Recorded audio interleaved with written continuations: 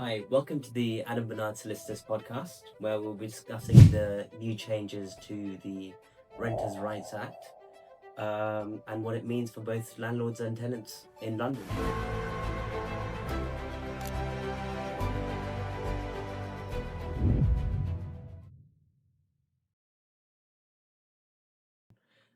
We're joined by our senior housing solicitor, Mr. Ibram Nazair, who will address some of the most pressing questions for both landlords and tenants.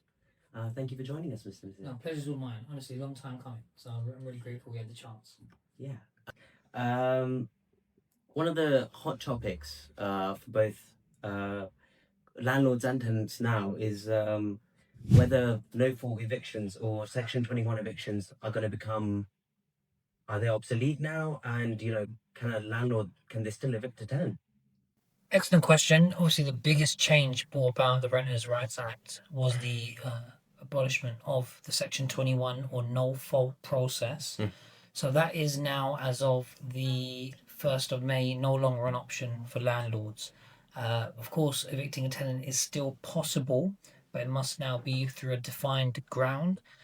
The closest thing we have now to the non-fault eviction, I would say, is if the landlord simply requires possession of their property back, either to move in, allow a relative to move in, anything along those lines. That would be the closest thing we have now to a non-fault eviction. Any other ground you rely on, it relies on the conduct of the tenant. Right. And say if a tenant hasn't paid their rent? Another excellent question. Obviously, this is unfortunately a reality for many landlords. Tenants, in my experience, don't choose to stop paying rent. Inevitably, there is something that happens in their life that makes that challenge come up. Obviously, from the landlord's point of view, there's only so much leeway they can give. Quite often, they have their own financial commitments tied to the property. Right now, on the rent arrears basis, if the tenant is in 3 months rent arrears, the landlord can serve their notice, and the notice has to be for a 4-week period. Right. I want to avoid getting into the nitty-gritty of how these things work in this podcast, because a lot of this information is available online. Yeah. But that's an excellent question. You can still pursue an eviction for rent arrears. Okay. And say if, a lot of the times landlords would kind of come up with this question that, okay, none of these things apply to them, but they still feel like, okay, I'm not happy with my tenant. Sure. Or they feel like there are other reasons that they want to evict their tenant for. Do they have any other reasons? Is there anything else they could apply? It can be tricky as long as the tenant's conduct crosses a line, which means it's a breach of the tenancy. Inevitably, there are actions that a landlord can consider. The most common example would be, for example, antisocial behaviour, allowing the property to be used for non-approved purposes, shall we say. Let's keep it PG. Yeah. There's other conduct that the tenant can engage in, subletting, for example. There's a whole range of conduct that they can engage in. It's whether or not it crosses that line to being a breach of the tenancy agreement. Right. At that point, there's potential grounds. Okay. Yeah. One of the things which is people don't talk about much, but in the long term will make a difference to how people are, going about changing where they're staying or changing their tenancies. Is the fact that apparently the terms have changed now. There are no fixed terms anymore. Yes, I mean again, you're on a roll here. That's another excellent point. Another massive change brought about by the Renters' Rights Act is that a tenancy agreement can no longer be for a fixed or defined period.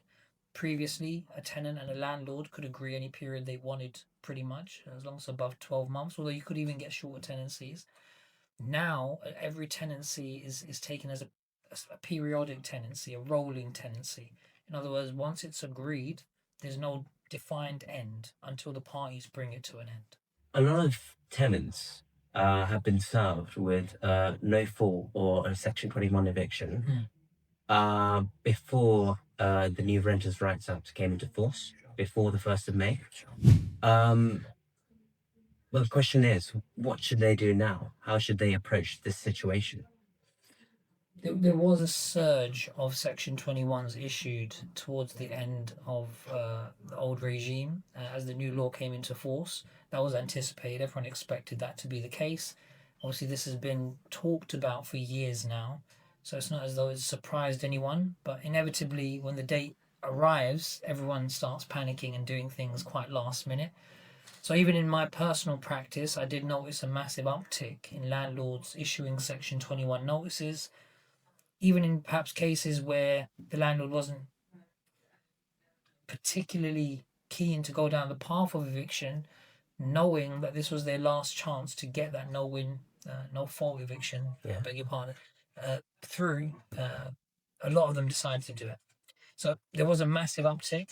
If you are a tenant who regrettably received a Section 21 notice, first thing you should do is check the date.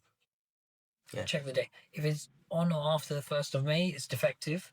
So you can just reply to your landlord or their agent, letting them know that the Section 21, as far as you're concerned, is defective.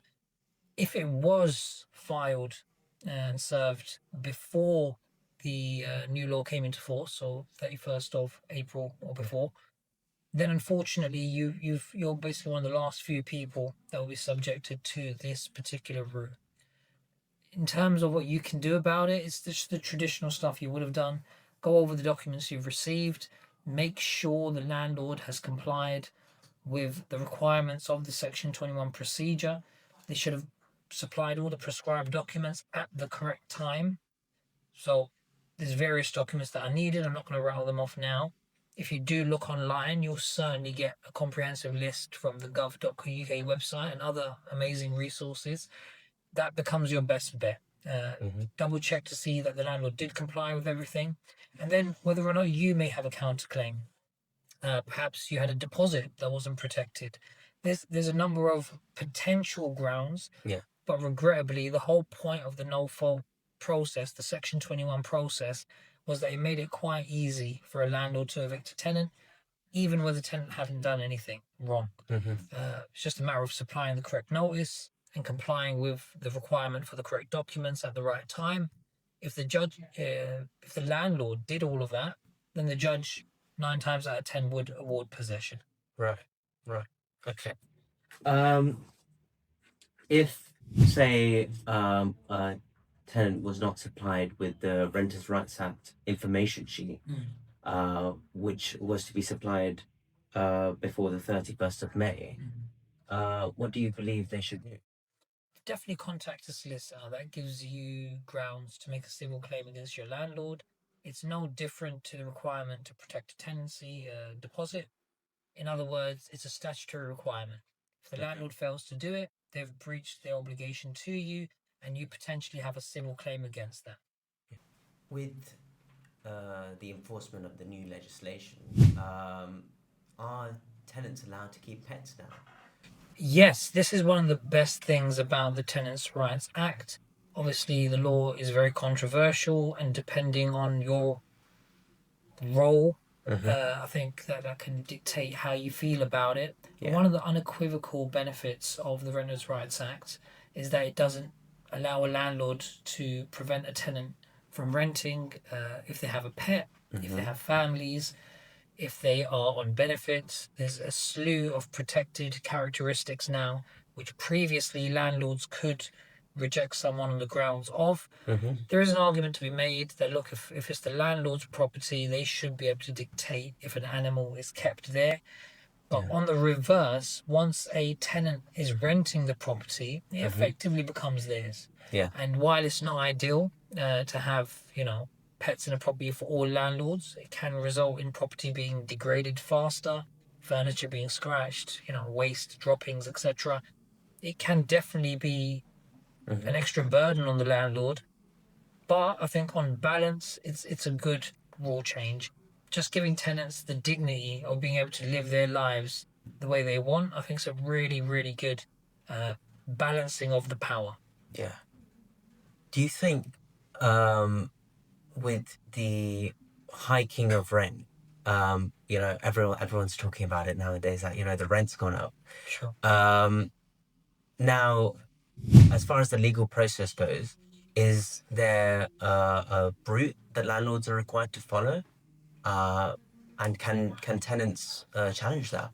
So in respect of rent increases specifically, there is indeed a route a landlord has to follow. This is something tenants quite often aren't aware of. So this is an excellent point to discuss. A landlord can raise the rent of a property, but they can't do it unilaterally. Quite often what happens is a landlord will contact a tenant informing them of a proposed rent increase, and the tenant just assumes they have to go along with it. They accept the terms and they start paying the new rent. Yeah. If that has happened, on balance, in most cases, it will be deemed that the rent increase was accepted. If you allow to, and if you express an acceptance of the new terms. However, if there is no such acceptance, the landlord's proposed rent increase has to be done through the prescribed notice. Sure. So just like when they want to evict you, if they are planning to increase your rent, there is a prescribed notice they have to provide. It's referred to as the Section 13 notice. Again, once that's been received, I would always recommend a tenant takes advice on that document, just to be fully aware of what you can and can't do. But generally, you can dispute the rent increase in the first instance directly with the landlord or their agent, set out your grounds for disputing the proposed increase, and then propose your own figure. It is always a good way to end that correspondence. The deciding factor will always be what's the market rent.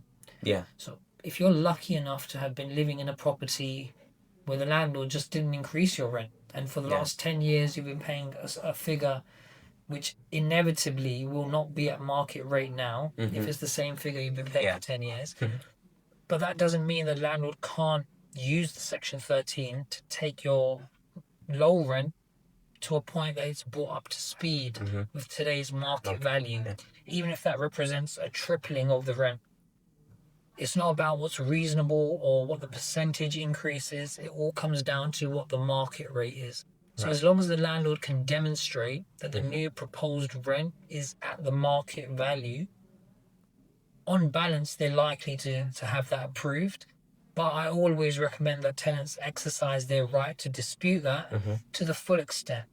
Even if a tribunal ends up siding with the landlord, at least you know you left no stone unturned.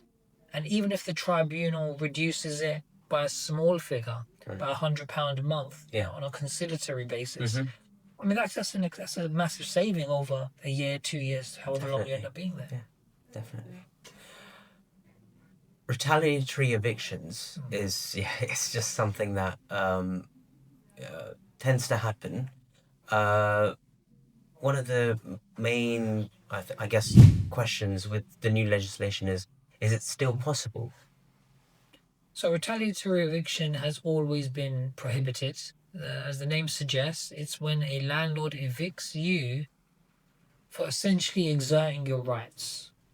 So, for example, if the property is in a state of disrepair or requires an urgent repair of some description, and you inform the landlord, they fail to take action, you have to escalate that kind of a problem. Obviously, if you don't have access to hot water, for example, you can't just, accept that burden. You would have to take further action. If upon taking that further action, the landlord then issues you a notice to quit, to leave the property, that is, in most cases, will be a retaliatory eviction. There's other examples where it can be considered a retaliatory eviction. For example, if you bring a claim against your landlord for failing in any aspect of their duty towards you, that can result in a finding of retaliatory eviction if the landlord serves their notice within 6 months of that issue taking place. Right. There's no science to it. The tenant can always make that claim. But the more time that's passed from the issue to when the landlord actually tries to evict you, the less likely that the judge will deem it to be retaliatory. And from the landlord's point of view, look, even if you make a mistake, it shouldn't necessitate that now you cannot get rid of your tenant because you made a mistake however long ago. As long as that mistake has been rectified, the landlord can come again. And what would be your go-to pointer for a tenant who's just received, an eviction notice and they feel like, oh, it's probably, retaliatory in nature? My first advice would be definitely book an appointment with a solicitor. Just go see a landlord or tenant solicitor. Let them know what's happened. Yeah. Explain to them why you think it's a retaliatory eviction. Mm-hmm. Based on the circumstances, it won't take them long to determine whether or not there's more to explore in your case. Mm-hmm. It's easily the best way to progress the case and put yourself out of your misery. Clients, as much as anybody, don't want to have their time wasted. Yeah. If it's something on your mind, having that declarative answer of yes or no is nothing but beneficial for the tenant. Mm-hmm. If it's not something that has the scope to be successful, if it doesn't have reasonable prospects of success, well, then you can put your efforts into something that's more likely to bear fruit. Yeah. Court proceedings is, something that we get asked all the time, how long a court proceeding is going to take. And it's something that, you can't really define, can you?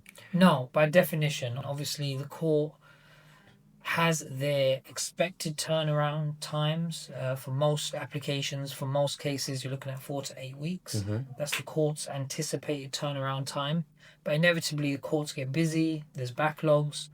And at the end of the day, it all comes down to the court's diary. Yeah. Provisionally, I would tell landlords that they should expect a time of between 4 to 8 weeks to get a response from the court. But if it does end up taking longer, that's not unheard of. Mm-hmm. Best thing to do if you have any question for the court is to just correspond with them. Give them a call, send them an email. Yeah.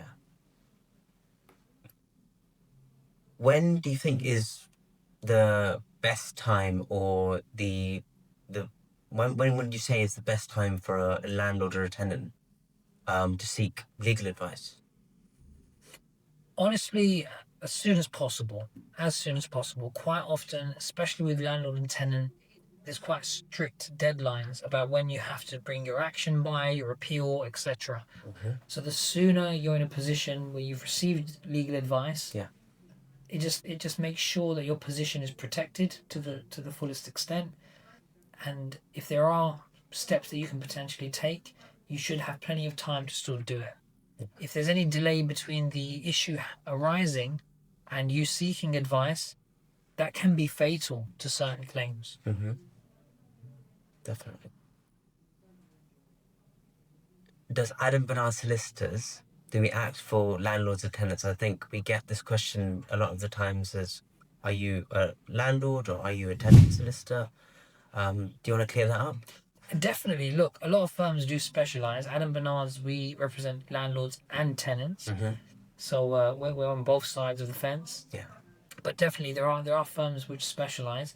I think there is a big benefit to proceeding with a firm which acts for both landlords and tenants. Mm-hmm. Of course, all my fellow professionals out there, I'm sure, are very good at what they do. But just having that experience of seeing what it's like on both sides of the proposal, it makes it much. That experience allows me to progress cases in a way that I don't think I'd be able to if I was just sticking to one area or the other. Mm-hmm. Being a landlord with a solicitor who's acted for tenants gives you an advantage, and vice versa, in my view. Yeah, definitely. I think that's all the questions for today. Thank you very much for clearing all our doubts. Pleasure. If you have any issues or you need any sort of legal advice, feel free to book a consultation with Mr. Nazair at the link below. Thank you very much for your time.